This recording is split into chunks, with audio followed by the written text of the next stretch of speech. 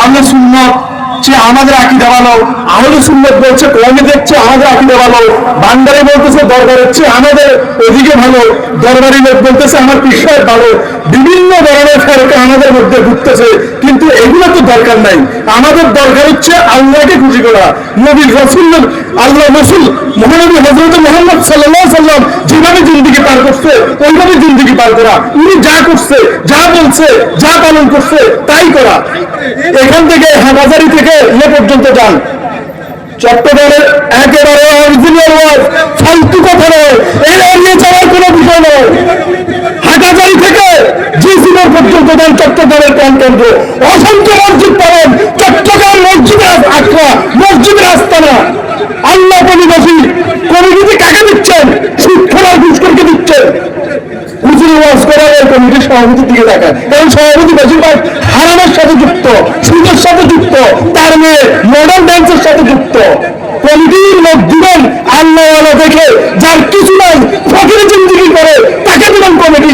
আর আপনি কমিটি দিচ্ছেন 10টা বিল্ডিং যায়, 10টা দোকান যায়, 10টা গাড়ি যায়।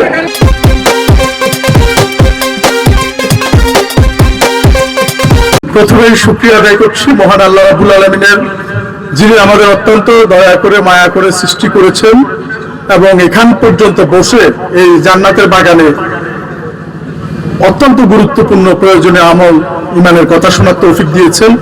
আমরা সেই সত্তা মহান রব আল্লাহর দরবারে একটু শুকরিয়া আদায় করি। আলহামদুলিল্লাহ। বাবারা, আমি কোনো বক্তা না, আমি আপনাদেরই সন্তান, আপনাদেরই ছোট ভাই। আমি শুনতে আসছি এবং মনোমুগ্ধ সহকারে আমি এবং আমার প্রিয় সাহেব অনেকক্ষণ আমাদেরকে সৃষ্টি করেছে। আল্লাহর যে রাজত্ব, আল্লাহর যে এই মহানুভবতা, আল্লাহর যে সৃষ্টি, আল্লাহর বিশাল ভান্ডার এই সম্পর্কিত এবং আমাদের প্রিয় নবী হযরতে মুহাম্মদ সাল্লাল্লাহু আলাইহি সাল্লাম ওনার শানে এবং সুন্নতীয় কার্যকলাপ সম্পর্কে খুব সুন্দর বয়ান করেছে, আমরা শুনেছি। আলহামদুলিল্লাহ। আমি শায়েখের জন্য দোয়া করি, আপনারাও দোয়া করবেন। এবং আমরা সবসময় এরকম যেখানে মাহফিলের আওয়াজ শুনবো চলে যাব। এবং আফসোস লাগে এতটুকু যে এখানে মানুষ কয়জন হবে দেখেন, কিন্তু এখানে যদি একটা নষ্টা মহিলা, শুধু গানের বাদ্যযন্ত্রেরও দরকার নাই, শুধু এখানে আইসা দাঁড়াবে। সিনেমার যে সমস্ত নায়িকা আছে শুধু আইসা দাঁড়ালেই হয়েছে, এখানে এই পর্দাগুলো ভাঙিয়া পড়বে এরকম অবস্থা। আল্লাহ তাআলা যে কিয়ামতের আগের যে অবস্থা বর্ণনা করছে, আস্তে আস্তে ওই পথে আমরা চলে যাচ্ছি। তার বাস্তব প্রমাণ হচ্ছে মাহফিলগুলো। আশপাশে কি মানুষ কম আছে? বিল্ডিং কম আছে? বাড়িঘর কম আছে? দেখেন এখনো শুয়ে রয়েছে ভাত খাইয়া। এখানে 10 মিনিট এসে বসলে কি হয়? হাঁটবে পেট কমানোর জন্য। এই আমার মতো সামনের দিকে পেট যাতে বাঁচলে 2-3 ঘন্টা হাঁটবে, কিন্তু এখানে এসে বসবে না। আল্লাহ তাআলা কম মহাপরিকল্পনাকারী নয়, সময় একটু যাইতে দেন। আলসার, ডায়াবেটিস, ক্যান্সার যা আছে সবকিছু পেটের মধ্যে নিয়ে এভাবে শুয়ে থাকবেন। এখনো সময় আছে, হাজিরা দিয়ে আছে আইসা। কারণ আমি তো ভাই মাদ্রাসার ছাত্র না যে আমি, মাশাআল্লাহ আমাদের নবীর ওয়ারিস আলেম ওলামাগণ, ওনাদের সুহবতে থাকা এটা অনেক বড় একটা ভাগ্যের ব্যাপার। আমি বুঝতে পারছি, এই জন্য মাশাআল্লাহ আমি আমার আল্লাহর দরবারে আমার রবের কাছে লাখো কোটি শুকরিয়া আদায় করি।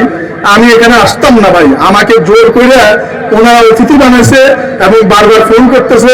আমি হচ্ছে অন্য লাইনের মানুষ। অন্য লাইন বলতে রাস্তায় কোন মানুষটা পচে গলে পোকা পড়ে আছে, ফোন আসছে ভাই এই জায়গায় একজন মানুষ পচে গলে পড়ে আছে, যেগুলো মেডিকেলে টাই হয় না। কোটি কোটি টাকা দিয়ে ডাক্তারি করতেছে, কিন্তু হাজার হাজার ডাক্তার সরকারি মেডিকেলে যে মেডিকেল কলেজে ঢুকতেছে নামতেছে, কিন্তু মেডিকেলের বারান্দায় যে পৌঁছে বলে এখনো 12-14 জন পড়ে আছে, ফিরেও তাকাবে না। পয়সায় যাদের নেশা হয়ে গেছে তাদের কাছে আর এই সেবা কি? তাই নামমাত্র সেবা আছে, নামমাত্র ইমান আছে, নামমাত্র মসজিদ আছে, নামমাত্র মাদ্রাসা আছে, নামমাত্র মৌলবী আছে। কেন এই কথাটা বলা? তাবলীগে যান, তাবলীগের যে প্রধান আকর্ষণের জায়গার নাম কি? ইস্তেমা ময়দান। এই আল্লাহওয়ালা জায়গায় একজন আরেকজনকে পিটায় মেরে ফেলাতেছে। কথা কি মিথ্যা নাকি? কথা বলতে আমি 2 মিনিট কথা বলবো, অনুমতি চাই নিচ্ছি, যদি অনুমতি দেন। কারণ ওনাদের সামনে আসলে দাঁড়িয়ে আমরা কথা বলে এটা হয় না, কিন্তু তারপরে আপনারা ভালোবাসার মানুষ, ভালোবাসা ডাকছেন না, এসব পাই না। ওই যে বললাম আমরা লাইনের মানুষ, যে যেখানে মানুষ পচে বেড়ে পড়ে আছে সেই মানুষটাকে নিয়ে বাংলাদেশের প্রথম বিহারি হাসপাতাল 120 জন, আমি পুলিশের সামান্য একজন সোলজার ছিলাম, সেখান থেকে স্বপ্ন ছিল, আল্লাহ স্বপ্ন পূরণ করে দিচ্ছে। সব ছিল জন্য যে আল্লাহ একটা বিহারি হাসপাতাল করবো বাংলাদেশে, আল্লাহ করে দিছে, কিন্তু আইজি হিসাবে তো করতে পারে নাই, পারছে নাকি? ওই যে মন অনুকূল থাকতে হবে। বলছে আল্লাহ মেডিকেলে টাকার অভাবে অনেক দূর দূরান্তের মানুষ লাশ নিতে পারে না, মেডিকেলের বারান্দায় কাজে লাশ নিয়ে একজন দিনমজুর লাশ যাবে রংপুর 30,000, 35,000, 40,000 টাকা করে মেডিকেলের সামনে অ্যাম্বুলেন্সের টাকা ঘুরবে না, স্টার্ট হবে না। আর আপনি সারাদিন কাটলো দেখার মতো কোনো মানুষ নাই, কিন্তু এই জায়গায় সারা রাত মারামারি শুনবে, কিন্তু ওইখানে যাইয়া সাহায্য করবে এই লোক নাই। আল্লাহ আমাকে অ্যাম্বুলেন্স দেন, বিনামূল্যে সারা বাংলাদেশে লাশ পৌঁছাবো, আল্লাহ সেই ব্যবস্থা করে দিচ্ছে। বিহারি সেবা ফাউন্ডেশন সারা বাংলাদেশে বিনামূল্যে লাশ পৌঁছা দেয়, 24 ঘন্টা সেবাটা চলমান রয়েছে, আলহামদুলিল্লাহ। আমরা হচ্ছে ওই লাইনের মানুষ, যে কোনো একটা ফাঁক ফোকর যদি আল্লাহ আমাদেরকে নাজাতের উসিলা করে দেয়, এবং এই সমস্ত ওয়াজ মাহফিল আপনারা শুনে এখান দিয়ে বের করে দিলে লাভ হবে না। তাবলীগের পরে আসেন, এরপরে হচ্ছে আপনার মসজিদের মধ্যে, বাইতুল মোকাররম মসজিদের মধ্যে জুতা নিয়ে একজনের লাথি দিচ্ছে, গায়ের উপর পড়তেছে, বাড়ি দিচ্ছে, মাথা পিনকি দিয়ে রক্ত বেরোচ্ছে। জাতীয় মসজিদ, আমরা তো ভাই এখনো মক্কা যেতে পারি নাই, এখনো ওই দিকে তাকায় থাকি জাতীয় মসজিদের দিকে। তাইলে চিন্তা করেন ওই মসজিদে কি এটা শোভনীয়? শোভনীয় নয়। এরপরে আসেন, কওমি বলে আহলে সুন্নাত যে আমাদের আকীদা ভালো, আহলে সুন্নাত বলছে কওমি দেখছে আমাদের আকীদা ভালো, বান্দারি বলতেছে দরবারের চেয়ে আমাদের ওদিকে ভালো, দরবারি লোক বলতেছে আমার পীর সাহেব ভালো। বিভিন্ন ধরনের ফেরকা আমাদের মধ্যে ঘুরতেছে, কিন্তু এগুলো তো দরকার নাই। আমাদের দরকার হচ্ছে আল্লাহকে খুশি করা। নবী রাসূল, আল্লাহ রাসূল মহানবী হযরত মুহাম্মদ সাল্লাল্লাহু আলাইহি ওয়াসাল্লাম যেভাবে জিন্দেগি পার করছে ওইভাবে জিন্দেগি পার করা, উনি যা করছে, যা বলছে, যা পালন করছে তাই করা। কিন্তু আমরা কেউ এদিকে যাচ্ছি, কেউ এদিকে যাচ্ছি, কেউ এদিকে যাচ্ছি, এত কিছু তো দরকার নাই। আল্লাহ যা বলছে, নবী যা করছে আমরা শুধু তাই করব, এটাই কথা। সারা দিন সারা রাত এখানে আসবেন, সকালে যায় প্রত্যেকটা লোক মালের মধ্যে ভেজাল মিশাবেন, ওই মাছের মধ্যে ফরমালিন দিবেন, ফলের মধ্যে ফরমালিন দিবেন, ওজনে কম দিবেন, গুড়ের মধ্যে চিনি মিশাই দিবেন, প্রত্যেকটা লোক। মানুষ যদি ভালো হতো, এই একটু আগে আমি এখান থেকে উঠে গেছি, প্রস্রাব করতে গেছি, কয়েকজনে পায়খানা করে ফিরে আসছে, পানিও দেয় নাই, ও শুনতেছে, ও চলমান রয়েছে। এবার বলেন, এরপরে এখান থেকে হাটহাজারী থেকে ইয়ে পর্যন্ত যান, চট্টগ্রামের একেবারে অরিজিনাল ওয়াজ, ফালতু কথা নয়, এর এড়িয়ে যাওয়ার কোনো বিষয় নয়। হাটহাজারী থেকে জিসিমোড় পর্যন্ত যান, চট্টগ্রামের প্রাণকেন্দ্র, অসংখ্য মসজিদ পাবেন। চট্টগ্রাম মসজিদের আখড়া, মসজিদের আস্তানা, আল্লাহ পরিবাসী কমিটিতে কাকে দিচ্ছেন? সুৎখোর ঘুষখোরকে দিচ্ছেন। হুজুরি ওয়াজ করার কমিটির সভাপতির দিকে তাকায়, কারণ সভাপতি বেশিরভাগ হারামের সাথে যুক্ত, সুদের সাথে যুক্ত, তার মেয়ে মডার্ন ডান্সের সাথে যুক্ত। কমিটির লোক দিবেন আল্লাহওয়ালা দেখে, যার কিছু নাই, ফকির জিন্দেগি করে, তাকে দিবেন কমিটি। আর আপনি কমিটি দিচ্ছেন 10টা বিল্ডিং যায়, 10টা দোকান যায়, 10টা গাড়ি যায়। মসজিদের সভাপতি হুজুরের চোখ নেয় কথা বলেন, অথচ এই কথাটা কেন বলছি? হাটহাজারী থেকে জিসি পর্যন্ত যান, নামাজের 10 মিনিট পরে মসজিদে 2টা তালা। প্রস্রাব করবেন কোথাও, প্রস্রাব ঝরে যাবে, কিন্তু মসজিদের তালা খোলা পাবেন না। এই কথা কি মিথ্যা কথা বলছে নাকি? বলেন এখন আমি তো কিভাবে তাড়াতাড়ি সুরাবর্তী ব্যস্ত যেতে পারে, এই সমস্ত কথা আমার জানা নেই। আমার জানা আছে বাস্তব কথা, একজন ইমানদার মানুষের কথা। যে ইমানদার মানুষ সে এখান থেকে সেখানে হাঁটে যাচ্ছে, একটু বিশ্রাম করবে, মসজিদে তালা মারা, মসজিদে ঢুকার অবস্থা নাই, 10 মিনিট পরে তালা মারা দিচ্ছে মসজিদে। প্রস্রাব করতে পারবেন না, পায়খানা করতে পারবেন না, মসজিদে তালা মারা। অথচ এই মসজিদ কার টাকা তৈরি?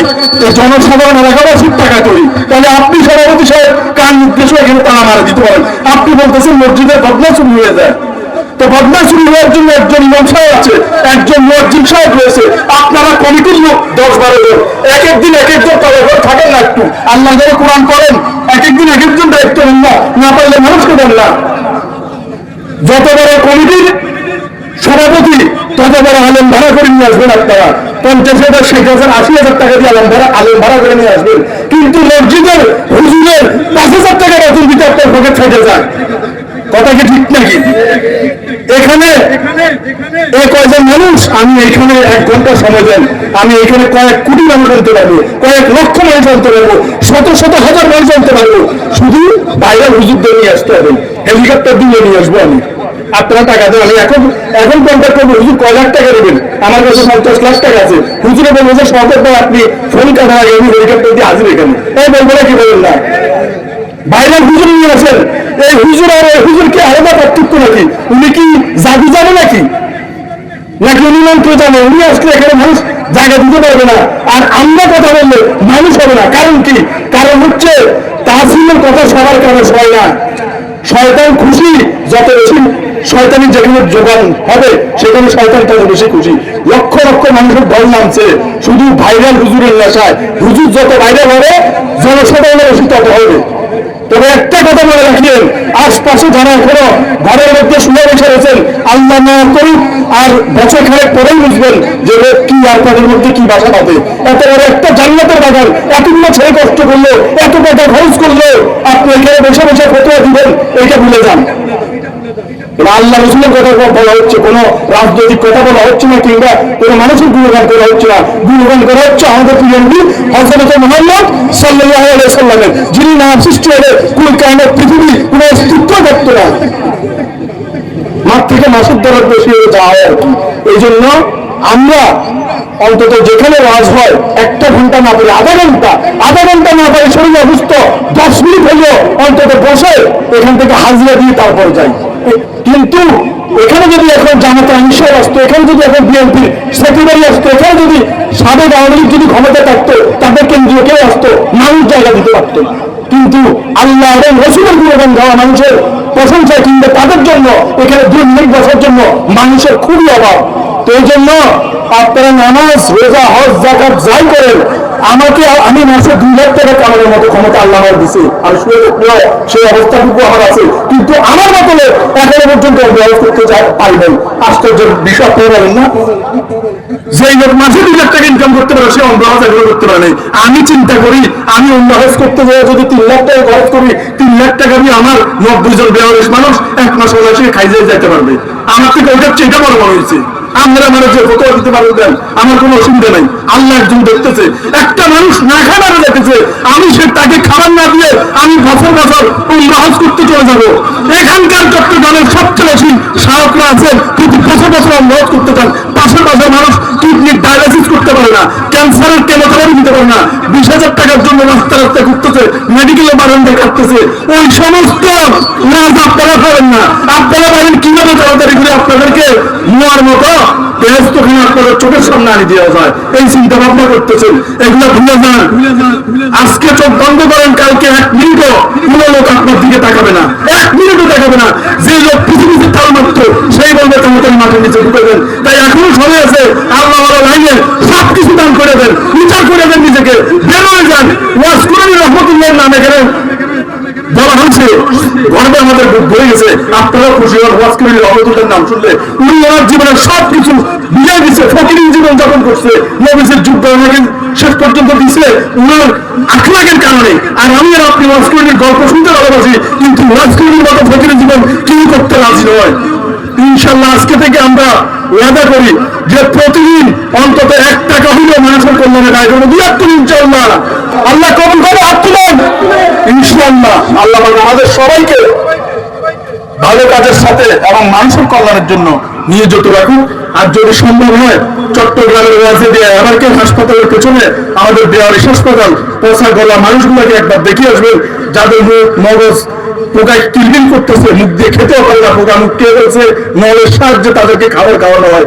এগুলো দেখলে আল্লাহ যে বলছে সুস্থতার সবচেয়ে বড় নিয়ামত, সেটা উপলব্ধি করতে পারবেন। আর এরকম ওয়াজ মাহফিলের আওয়াজ শুনলে এরকম দৌড়াইয়া এসে চোখের পানি ছেড়ে দেবেন ওয়াজ করি রহমতুল্লাহের মতো। ওনার জিন্দিগি ছিল। আল্লাহ পাক আমাদের সবাইকে কবুল করুন, এবং আমার জন্য নয়, আমার মৃত মরহুম মা বাবার জন্য আপনারা একটু দোয়া করবেন, আল্লাহ তাআলা যাতে কবরের পর জীবন আমাদের সুন্দর করে। আসসালামু আলাইকুম ওয়া রাহমাতুল্লাহি ওয়া বারাকাতুহু।